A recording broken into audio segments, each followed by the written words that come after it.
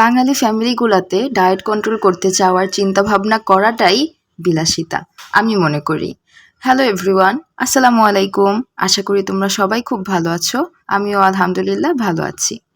Day 1 এর video কিন্তু তোমাদের সাথে শেয়ার করা হয়েছে, বাট ডে 2 এর ভিডিও তো এখনও শেয়ার করা হয়নি। ডে 2 তে আমি গেছিলাম আমার খালামণির বাসায়। সেই দিন আমি সারাদিন খালামণির বাসায় ছিলাম, রাত্রেও ওর সাথেই ঘুমাইছি। আমার খালামণি হচ্ছে আমার আম্মুর খালাতো বোন। ও আমার থেকে কয়েক ব্যাচ সিনিয়র। তো দেখো, ওদের বাসায় রাত্রিবেলা ঘুমাইছি। ঘুম থেকে ওঠার পরে আমার ফেসটা দেখো যে কতটা গ্লো করতেছে, আলহামদুলিল্লাহ মাশাআল্লাহ, যে আমার যে ঘুমটা ঠিক মতন হয়েছে তাই জন্য। আর দেখো আমার কপালের যে পিম্পলসটা ছিল সেটাও চলে যাচ্ছে, বাট কালারটা একটু হাইলাইট হচ্ছে যদিও। আর আমার চোখের দিকে তাকালে দেখতে পাবা আমি যে কি আরামের একটা ঘুম দিয়ে উঠছি, তাই আমার চোখগুলাও একদম ফুলে ফুলে আছে। আমার খালামণি আমার থেকে কয়েক ব্যাচ সিনিয়র। সে আমার আম্মুর খালাতো বোন। কিন্তু যেহেতু তার আর আমার বয়সটা কিছুটা কাছাকাছি, তো সে একদম মানে আমার বড় বোনের মতনও অনেকটা। আমি তো ভাবি যে ওর যখন বিয়ে হবে, ওর বিয়েতে গেট ধরার সময় ওর হাজব্যান্ডকে আমি কীভাবে খালু ডাকবো। আমার তো এটা ভাবলেই মানে গেট ধরার সময় আমি কীভাবে বলবো যে খালু, টাকা না দিলে যাইতে দিব না। গেটে সবাই দুলাভাই ডাকবে আর আমি ডাকবো খালু, কীরকম শোনাবে।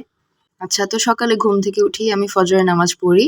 আর ওদের বাসার এই দিকটা হচ্ছে পূর্ব দিক। পূর্ব দিকে সকালবেলা সূর্য ওঠে। তো এই যে সূর্য যে উঠে দেখো কি পরিমাণ রোদ, তোমরা একটু আগে আমার ফেসেও দেখতে পাইছো। আর এই রোডটা, এটা হচ্ছে মেইন রোড, বাসার সামনের এই রোডটা। এই রোড দিয়ে যত সব গাড়ি ঘোড়া যাওয়া আসা করে, দেখো এখানে জ্যামও হয়ে যাচ্ছিল।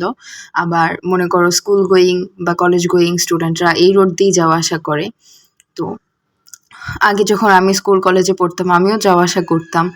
তো আমি এখন স্কুল কলেজের স্টুডেন্টদের দেখলে আমার আফসোস লাগে যে আমি কেন স্কুলে যাইতে পারি না বা আমি কেন কলেজে যাইতে পারি না, সারাদিন ঘরে বসে থাকি। তো তারপরে দেখো সকালবেলা ওইখানে আমাকে খিচুড়ি দিছিল, দেখো কত সুন্দর করে সার্ভ করে দিছে। তারপরে ডিম দিছে, আচার দিছে। ওর প্লেট থেকে আমি ওর পেঁয়াজও নিয়ে যাচ্ছি, ও আমাকে একটা কাঁচামরিচও দিছে। তো এইভাবে আমরা দুইজন নাস্তা করছি। তো 11টা-12টার দিকে ও আমাকে বলল যে চলো একটু যাই, আমার কিছু কেনাকাটা বাকি। তো তাই জন্য আমি রেডি হই। তো এর আগে আমাকে ও নিমকি খাইতে দিছিল, তাই আমি বসে বসে নিমকি খাচ্ছিলাম আর রিলস দেখতেছিলাম, খুব ইম্পর্ট্যান্ট কাজ। তো তারপরে এই তো আমি আর ও বের হয়ে গেলাম। তোমরা ভিডিওতে দেখতে পারবা কি কিনতে গেছিলাম, জাস্ট সিম্পল। বাট যেহেতু দুইজন আসি তাই দুইজন একসাথেই বের হয়েছি। ও আমাকে এই লোভ দেখায় নিয়ে গেছে যে তুমি চলো, তাহলে তোমাকে আমি আইসক্রিম খাওয়াবো। আমি বলছি যে ঠিক আছে, আইসক্রিমের লোভে তো তোমার সাথে যাওয়াই যায়। তো এরপরে সে তার ভাঙতি টাকা নিয়ে যায় নাই। তো সেই জন্য সে আমাকে আইসক্রিমও খাওয়াইতে পারে নাই। কি আর বলবো। তো বাসায় আসার পরে সে আমাকে বলছে যে সরি, চলো তোমাকে আমি শরবত খাওয়াবো। তো এরপরে সে আমাকে শরবত দিছে। এরপরে সে আমাকে লেমন ফ্লেভারের ট্যাং দিছে।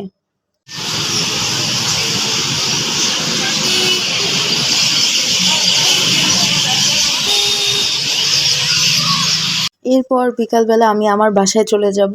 তো বাসায় যাওয়ার সময় আমার যে নানু, আমি আমার নানুকে আপু ডাকি। তো আপু বলল যে চলো তোমাকে আমি বাসায় আগায় দিই আর আমরা দুজন মিলে একটু হাঁটিও। তো আমরা এখানে মেলার সামনে দিয়েই যাচ্ছিলাম। এর পাশেই আমরা একটুক্ষণ হাঁটলাম। আর আপু আমাকে বলল তুমি যদি হাঁটো, এই যে এই রাস্তাটাতে আমরা হাঁটছি।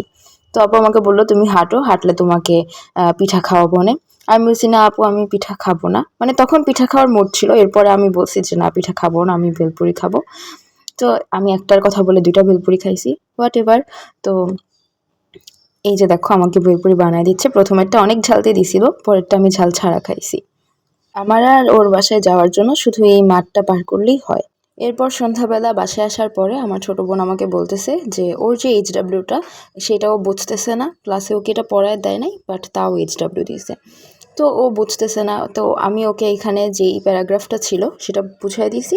তারপরে ওখান থেকে যে কোয়েশ্চেনগুলো আসবে সেগুলো কিভাবে সলভ করতে হবে সেটাও বলে দিছি। তো সেভাবেই ও লিখতেছে। ওকে পড়ানোর সময় কোনো ভিডিওই করা যায় না, সব লুকায় লুকায় ক্লিপ নেওয়া।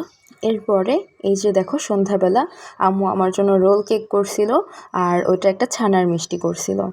এত মজা হয়েছিল। আমিও মজার খাবারগুলো মজা করে খাইতে পছন্দ করি, সেজন্য আমার আম্মুও আরও বেশি করে মজার মজার খাবার বেশি করে মজা করে রান্না করে। তাই জন্যই বললাম যে বাঙালি ফ্যামিলিতে ডায়েট কন্ট্রোল করতে চাওয়াটা বিলাসিতা ছাড়া আর কিছুই না।